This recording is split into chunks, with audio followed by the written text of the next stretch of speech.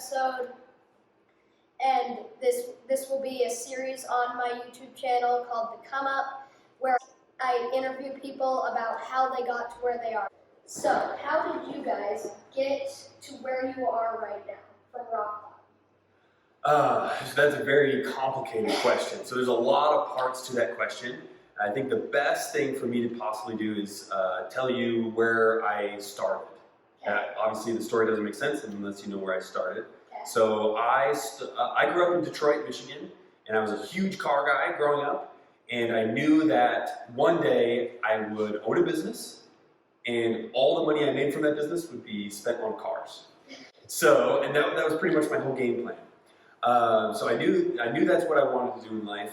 How I was going to do it, I had no idea. But when I was 21, I decided I wanted to completely change up my whole life and start somewhere fresh where I wasn't distracted by old friends or anything. Not that there's nothing wrong with old friends, but I wanted to focus on that goal. So I ended up moving to Utah with just enough money to my name to get gas in my car to move here. Why did you guys move to Utah? That is an actual awesome question. A lot of people ask you that, and there's no real answer to it. I wanted to start a business, and I wanted to snowboard as well. I was way big into snowboarding at that time. So Park City, Utah was like on my my target place to live in because I could snowboard in my free time, and Utah's overall pretty business friendly. So I figured if I was going to go all in on a business, I might as well have the best odds. Okay. So that's why I picked Utah. Why did you start this company? Why did you choose to start wrapping cars? Yeah, that's another great question. So it kind of goes on that original goal of why I was starting a business. I wanted to earn money and control my schedule so that I could buy cars and drive them. So I figured what a better idea than to be able to work on cars during the workday and then spend that money on cars after work. Does that make sense? Yeah. Yeah, so that's why I picked an automotive detailing business. That's why I picked automotive wraps and customization. We like cars. Yeah, pretty much. Yeah, that's what we do. We like cars. I've also wondered why is your logo mountains? It's because we're in a mountain town, a ski town. Okay. Yeah, and Called the summit, like, so the peak. yeah, the peak. Yeah. Yeah, so growing up, like I said, I was into snowboarding, and back in the day, Burton Snowboards had a logo very similar to the mountain, and I always loved that logo. So I figured I'm in a ski town, working on really high-end cars. I wanted something simple, so I did the little mountain logo. All right. Yeah. So you moved here at 21. What was your childhood dream car? Like your age? Yeah. Sure. Okay, yeah, I remember when I was your age, I actually absolutely loved the Toyota Celica GT. I didn't even know what it was, but I would see them on the road and be like, I want that car. Which, over time, has kind of turned out to be kind of like a racer car. It's not really on my radar anymore, but I still really appreciate that dream of mine as a kid. I was able to pick that car and actually did research online and figure out what it was. Have you ever owned one? I have not yet, maybe one day. I saw a super clean one on the road the other day and it kind of made me jealous. What was your favorite car as a child? I really liked the Skyline, the R34. That was the car that got me into cars and made me think cars were the coolest thing ever. But my favorite car as a kid was the Audi R8. Still is one of my favorites. You showed me a picture of you licking one once. Is that true? That was Or is that car false? show. But I'm not going to deny it. What was your first car? Just in general, what was your first car? My first car was a 1992 Oldsmobile Bravada. Black on black with gold trim. All right. I'm pretty proud of that. I know, I love it. What was your first car? Well, my parents leased cars, so I always got the new car of the year. So the But day my- you turned 16, what was the first car you I drove my parents' car, Okay. but my first car that was mine was a 1999 Jeep Grand Cherokee, or 2001, one of those. You don't even remember the year? No, no, it's just one of those. What color was it? It was black. Ooh, black. I liked it a lot. See? Black car. See, Yeah. you're destined. What about the Porsche Cayman? What made you get a Porsche Cayman?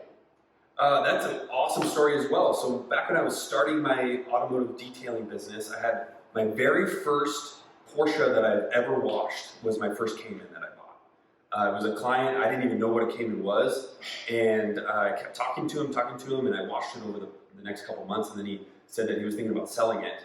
So I told him, if you're selling it, I'm buying it. So I was able to buy it. Unfortunately, it's not the one sitting behind me, but it got me into the Porsche ownership world, and I fell in love with the Cayman, and I sold that one because I wanted a black one specifically. So I sold my first one and then bought this one you see behind me. I still love it. What about the Gallardo? When did you get the Gallardo? We purchased this Gallardo right here last November.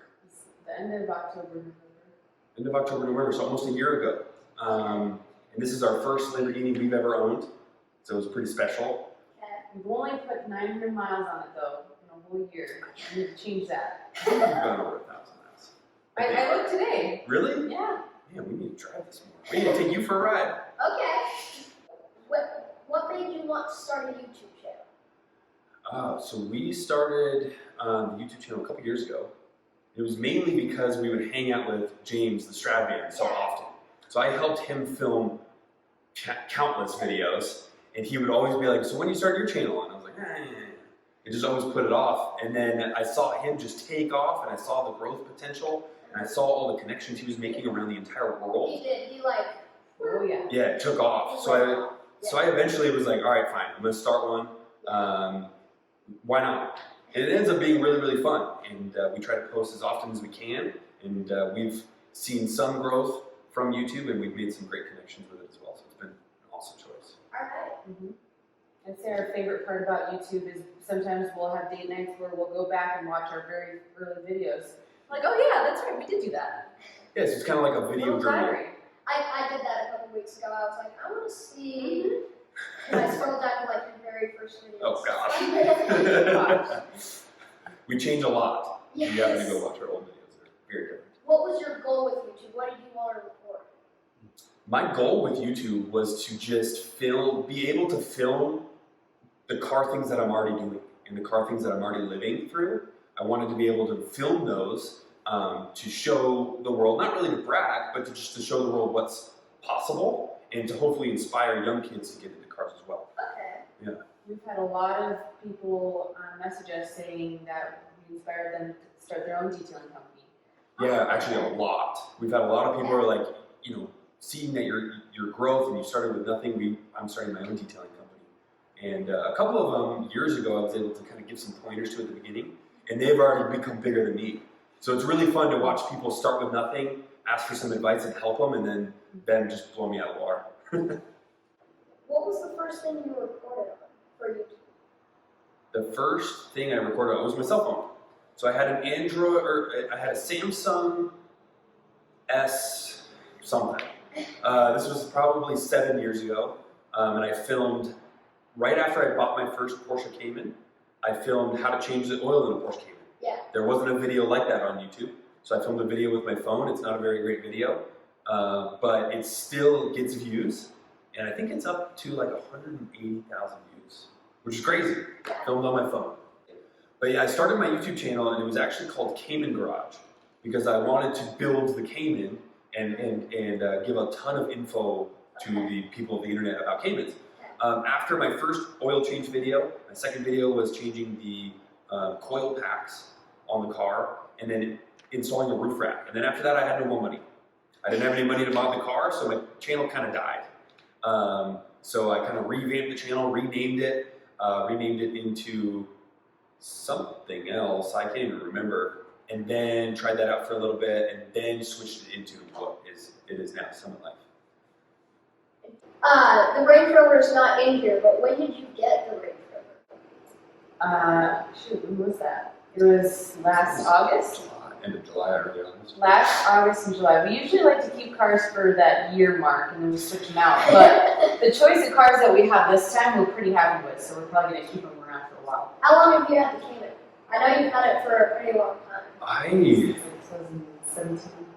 Yeah, it's been like 4 years. Okay, so you didn't switch it out. No, this was a car that when I set my eyes on it, like I'm gonna find this car, I wanted to do a wide body show car build, and I wanted it to be my creative outlet for customization. I love the wide body on This is Thank you so much. Yeah, and I don't really plan on ever selling it. It's just kind of, it's just going to be there, and it's just constantly going to change and evolve over time. Do you work on your cars, like, or do you send them off somewhere, or do you actually like work on them, do the mechanics? Everything that I am capable of doing, I try to do myself. Okay. Yeah, so for example, on this Cayman here, I did everything except spray the clear coat on the wide body kit. I did the base coat in the color coat, but I've done everything else except mount the tires. I don't have a tire machine, so I have to take that somewhere. But I try to do everything else. And you change the oil, you fix like the all this, All of this. the thing behind the seat. Oh, the belts. The belts. So I do all my own maintenance, Okay. and I've done all my own customization on this, and I plan to. The only thing I think I'm trying to stay away from is paint, just because I haven't really figured it out yet. But we plan on doing all the maintenance on our Gallardo as well. Just change the oil in it. We just Not changed. too long. You did. Yeah, she changed the oil in the Lamborghini, so yeah. So right now, I need to get a short checklist of things done in order for this car to be ready for the SEMA car show in Las Vegas in just a few weeks. So right now, it's all the little teeny things you don't notice. Like these front wheels, when I turn the wheel, they kind of rub. So I got to go through and trim those. I'm redoing my air system, my air compressor and tanks. It's all cosmetic things, but in the future, I do have plans to add turbos to the car. I don't want to give too much information out there. That is true. I want to add turbos, but I'm going to do it in a very unique way. So you're just going to have to wait and see. But my goal is 500 wheel horsepower. Okay. What kind of engine do you have in it Right now, that's funny that you asked that. So right now, it is a 3.4 liter flat six naturally aspirated Porsche engine. So it's the one that comes in it. Alright. And from the factory, it's 295 horsepower, and I believe 250 torque, something like that. Have you ever raced anyone in your Porsche? Yes and no. It depends on who's asking. Yeah, the Cayman's not extremely fast, but I do like to accelerate as fast as it'll let me go. And I think Faith and I have raced these two together, right? I mean, joyfully. Like, Yeah, joyfully. Not like with a drag stripper. Yeah, not like full on. Yeah, Faith has taken this to a drag strip in Colorado. Oh, that's right. Yeah, so she's raced this one on like a real racetrack, but I have not raced that one. How fast have you ever driven? I'm not going to tell you where it was, but in my Cayman, I've hit 150. Okay. How fast have you gone? In this? In any car? Oh, in any car? Well, with supervised adults, I think about 194. In what? Mm, This is news to me. 194. Were you driving? I feel like it was possible. No, I think it. She's just making this up. No, I'm trying to remember because it's a McLaren that we rented in Vegas, and Oh, it was just really fast. I might be wrong. Maybe it was 164, but it was in up there. yeah, McLaren's, it's hard to tell because they drive so smoothly and effortlessly that you can be going way faster than you think. So I'll give you the benefit of the doubt. I will split it in half, 175. All right, Okay. I'll take it. What was the hardest car you wrapped? The hardest car I've wrapped had to be the wide body Supra. Yeah. The one up on the poster, yeah. Not only is the Supra difficult to begin with, because it's all bubbly and round, and the hood is wider than the vinyl is. So you have to like stretch the vinyl from both sides with a bunch of people to get it to fit. But not only is the original car hard, the wide body on top of it is like extra hard. So you have basically two extremely hard things to wrap and put together. So yeah, that was tough. She didn't really enjoy that I either. agree. 100%. That was the worst one. But it turned out really well. Alright. Whose car is this? I've noticed that both of you kind of put work and drive this car, but like, whose is it? I'll let her answer that. Whose is it, Clayton? Whose is it, Faith? So it's both of ours, but I definitely favor it a lot more than Clayton. Yeah, so it is a mutual car. So it may look like it's a girl car because it's pink, but I'm all for the pink as well. I think it's a very manly color. She does drive it a little bit more than I do, and I'm totally fine with that because then I get to watch people looking at us in the passenger seat. Have you wrapped anything other than cars? That's actually a great example. I'm not sure if the camera can pick it up, but that poster right there is printed vinyl wrap for a car that I put on a piece of particle board and hung it on the wall. And So you also wrapped my go-kart. that's Oh, true. that's right, we I wrapped forgot the about that. go-kart. Yeah, so I wrapped the go-kart. We've wrapped a couple motorcycles. Yep. I've wrapped some wheels once for a client. Some random interior pieces. I've wrapped interior pieces. I've wrapped that up there. So yeah, quite a few things actually. All right. Yeah.